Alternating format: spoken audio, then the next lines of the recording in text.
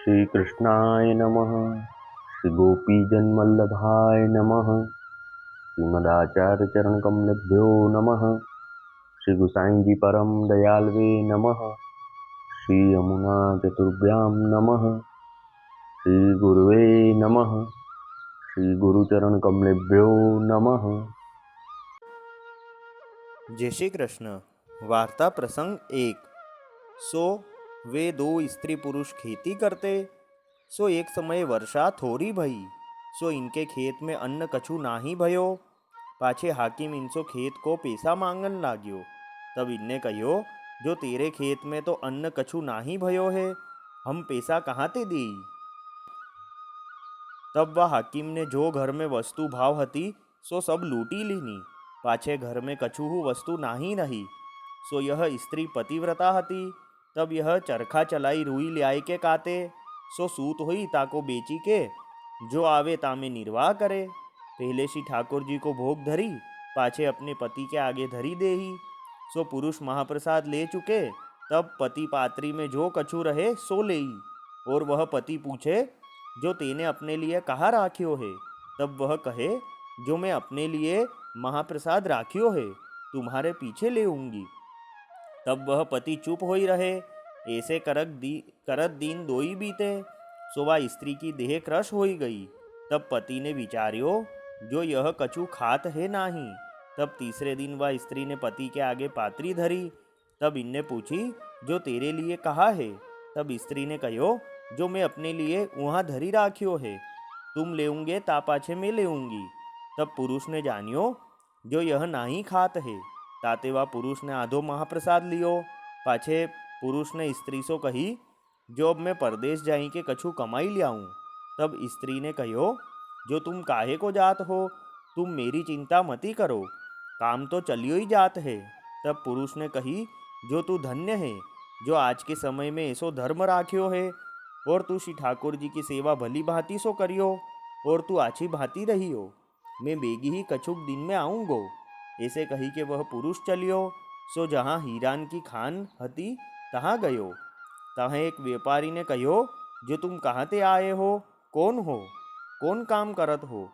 तब इनने कहो, जो मैं हीरान की धरती जानत हूँ। तब उनने कहो, जो तुम बैठो।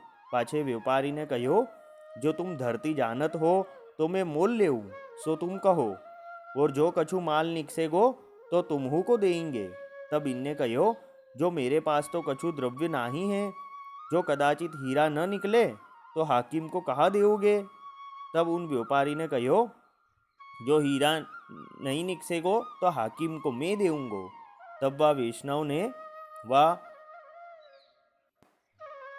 व्यापारी के साथ उनके घर रहो। पाछे वह व्यापारी ने धरती हाकिम सो ले खुदाई, तामे माल बहुत निकस्यो। सो वैष्णव बरस दिन ताई वह व्यापारी के घर रहो। सीधो सामान व्यापारी पास ते लेके रसोई करी भोग धरी के महाप्रसाद लेतो। पाछे वह वैष्णव ने मन में विचार्यो, जो बरस दिन भयो, अब अपने घर चलिए, श्री गुसाई जी के दर्शन करिए, मालहू बहुत निकसियो है। तब वह वैष्णव ने व्यापारी सो कहो, जो अब हम घर जाएंगे, ताते हमारो जो कछु होई सो देऊ। तब व्यापारी ने वैष्णव सो कहो, जो यह माल तो हमारे भाग्य ते निकस्यो है, जो तू कछु बदतो तो मैं देतो। तुमने चाकरी करी है, सो हमने तुमको सीधो पेटिया खाईवे को दीनो है, अब तुम कहाँ मांगत हो। तुम्हारे मन में आवे तब चले जाऊ, मन में आवे तो रहो। तब यह सुनी के वैष्णव चुप करी रहो। मन में कहो, जो देखो बरस दिन चाकरी करी और मोह को कछु न दीनो, और माल बहुत निकस्यो, परंतु भगवत इच्छा ऐसी ही है। मैं घर ते श्री ठाकुर जी की सेवा छोड़ी के आयो, ताते मोह को कछु न मिलियो। श्री ठाकुर जी करत है सो आछी ही करत है, तासो अब घर चलनो उचित है। जो पेट में पाईवे को तो उहाँ ही मिलत है। ऐसो वह वैष्णव मन में विचार करी, वह व्यापारी सो कछु कहो नाही। पाछे दूसरे दिन सांझ भई तब सोए रहो। पाछे दूसरे व्यापारी ने ये समाचार सुने। तब वह व्यापारी दूसरे दिन वह वैष्णव के पास आयो। पाछे वह व्यापारी ने वैष्णव सो कहो, जो तुम उदास हुई क्यों जात हो, कछुक दिन मेरे यहाँ रहो तो आछो है। जो माल निकसेगो तामे ते आधो बाटी देऊंगो। तब वैष्णव ने कही, जो एक बेर तो दगा पाई है, अब कैसे मानूं? तब व्यापारी ने कहो, जो चारी भले आदमीन सो कहवाई देऊ। तब वह वैष्णव के मन में आई, जो 2-4 महीना और देखी लेऊ, खाली हाथ घर कहाँ जाऊं। तब चारी मनुष्य ते कही के वह वैष्णव वह व्यापारी पास रहो। तब व्यापारी ने धरती हाकिम पास ते मोल लीनी। सो वैष्णव ने जा ठोर बताई ता ठोर खुदवायो।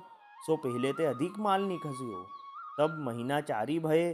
तब वैष्णव ने व्यापारी सो कहो, जो अब तो हम अपने घर को छोरे बहुत दिन भये हैं, ताते अब तो हम घर जाएंगे। सो तुम आधो माल कहो है सो देऊ। तब व्यापारी ने वैष्णव ते कहो, जो यह माल तुम्हारे भाग्य ते निकस्यो है, जो चाहो सो सब लेऊ, परी तुम कछुक दिन मेरे पास रहो। तब वैष्णव ने कही, जो अब तो हम घर जाएंगे, हमारे बांटे को द्रव्य है सो देऊ, अधिक की हमको ना ही चाहिए है। तब वह व्यापारी ने आधो माल बाटी दियो और प्रसन्नता सो वैष्णव को विदा कियो। अब वार्ता का संक्षिप्त सारांश हिंदी में। तो वे स्त्री पुरुष खेती करते, तो एक समय वर्षा कम हुई, तब खेत में अन्न नहीं उगा। तब वहाँ का हाकिम इनसे खेत के पैसे मांगने आया। तब इनने कहा, इस बार तो खेत में कुछ उगा नहीं है, तो पैसे कैसे देंगे। तब वह हाकिम ने इनके घर में जो कुछ था सब लूट लिया। और वह स्त्री प्रतिव्रता थी, तो वह चरखा चला के रुई ला के काटती और सूत जो निकलता उसको बेच के उसमें वह निर्वाह करते। पहले श्री ठाकुर जी को भोग धरते, फिर वह पुरुष महाप्रसाद लेते, फिर उनकी पातल में जो कुछ बचा रहता तो वह स्त्री लेती, और पति पूछते तो कहती, मैंने अपने लिए महाप्रसाद रख रखा है, तुम्हारे बाद लेऊंगी। फिर 2 दिन में वह स्त्री की देह असक्त हुई। तब तीसरे दिन पुरुष ने आधा ही महाप्रसाद लिया। फिर वह पति ने कहा कि तुम यहाँ श्री ठाकुर जी की सेवा करना, मैं परदेश जाके कमा के आता हूँ। फिर वह पुरुष चले और जहाँ हीरे की खान थी वहाँ गए। तब वहाँ एक व्यापारी को कहा कि मैं हीरे की धरती पहचानता हूँ। तब वह व्यापारी ने कहा कि तुम हमें धरती बताओ, हम वह धरती मोल लेंगे और जो कुछ माल निकलेगा उसमें तुमको भी देंगे। तब इन पुरुष ने कहा कि अगर माल नहीं निकला तो। तब वह व्यापारी ने कहा, कुछ नहीं निकला तो हाकिम को मैं पैसे अपने पास से दूंगा। फिर वह व्यापारी ने हाकिम के पास से जमीन मोल ली और वह वैष्णव ने जगह बताई, वहाँ खुदवाया तो बहुत माल निकला। तब बात के हिसाब से यह वैष्णव ने मांगा। तब वह व्यापारी ने मना कर दिया कि ये तो मेरे भाग्य से निकला है। तब यह वैष्णव ने सोचा, जैसी भगवद इच्छा, अब मैं घर जाता हूँ, आजीविका तो वहाँ से भी चल जाएगी। मैंने इतना समय खराब किया यहाँ पर आकर। फिर यह बात किसी दूसरे व्यापारी ने सुनी और इनको कुछ दिन उनके साथ काम करने के लिए मनाया। और फिर यह वैष्णव ने जगह बताई। तब वह दूसरे व्यापारी को बहुत धन निकला। तब वह व्यापारी ने इनको जो कुछ निकला था अपने वादे के हिसाब से आधा दिया। तब ये प्रसन्नता से वहाँ से चले। वल्लभी वैष्णव सदा सुहागी, जो श्री वल्लभ शरणे आवे, सो पूरण बड़भागी। गल तुलसा की माला सोहे, भाले तिलक रसाला, तापर वल्लभी मुद्रा सोहे, मुख बोले गोपाला। तन मन धन वैष्णव पर वारू, गाँव श्री गिरधर लाला।